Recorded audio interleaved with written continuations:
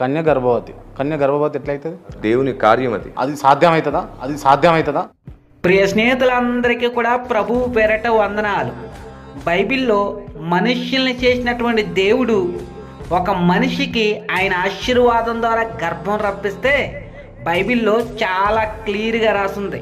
పురుషుడితో ఎలాంటి శరీర సంబంధం లేకుండా సర్వోన్నతిని శక్తితో దేవుని ఆశీర్వాదంతో కన్య గర్భవతి అయితే కొంతమంది హిందువులు ఈ వాక్యాన్ని చూపించి మరియమ్మ గారి గురించి అసభ్యకరమైనటువంటి పదజాలాలతో ఇది ఎలా సాధ్యం అని చాలా విచిత్రంగా ప్రశ్నిస్తున్నారు. నాస్తికులు ప్రశ్నించారనుకో పెద్దగా ఆశ్చర్యపోవసరం లేదు, ఎందుకనంటే వాళ్ళు అసలు దేవుణ్ణే నమ్మరు కాబట్టి. కానీ రకరకాల విచిత్ర దేవుళ్ళని నమ్ముతున్నటువంటి హిందువులు ప్రశ్నిస్తుంటే చాలా ఆశ్చర్యంగా ఉంది. వీళ్ళు అసలు వాళ్ళ గ్రంథాలు చదివారా? వాళ్ళ గ్రంథాల్లో ఉన్నటువంటి స్త్రీలు చాలా విచిత్రమైనటువంటి వింత పిల్లలను కన్నటువంటి కన్యకుల గురించి వీళ్ళకి తెలియదా? ఈరోజు గ్రంథాల ఆధారంగా విచిత్రమైనటువంటి పిల్లల కన్నటువంటి కన్యకుల గురించి తెలుసుకుందాం. కంటి చూపుతో కన్యకకి గర్భం రప్పించిన పులస్య మహర్షి. ఇతను ఒక మనిషి, బ్రాహ్మణుడు.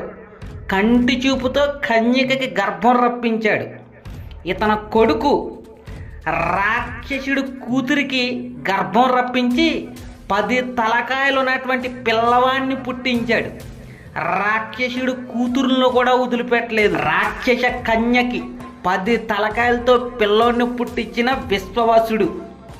అసలు 10 తలకాయలతో పిల్లలు ఎక్కడన్నా పుడతారా? కానీ హిందూ గ్రంథాల్లో ఎలా పడితే అలాగా ఎక్కడ పడితే అక్కడ పిల్లలను పుట్టించేతారో వీళ్ళు నమ్మేతారో. కన్యకకి గర్భం రప్పించిన సూర్యుడు ఆకాశం పైనుంచి భూమి మీదకి వచ్చి కన్య అయినటువంటి కుంతికి గర్భం రప్పించేశాడంట సూర్యుడు.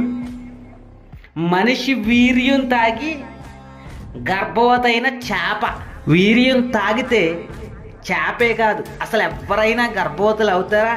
హిందూ గ్రంథాల్లో ఎలా పడితే అలా గర్భవతులు అయిపోతారో, పిల్లలు పుట్టించేతారో వీళ్ళు నమ్మేతారో. ఆ చేప కడుపులోంచి బయటకు వచ్చిన మరో కన్య, ఆ కన్యను కూడా వదిలిపెట్టకుండా గర్భవతిని చేసిన పరాశరుడు. జింకకే గర్భం రప్పించి ఒంటు కొమ్మన్న మనిషిని పుట్టించిన విభండక మహర్షి. నీటిలో వీర్యం కార్చుకున్నాడంట. ఆ కార్చుకున్నటువంటి వీర్యాన్ని జింక తాగిందంట. గర్భవతి ఒంటు కొమ్మన్నటువంటి మనిషిని పుట్టించిందంట. మామూలుగా ఉండవు మరి స్టోరీలు.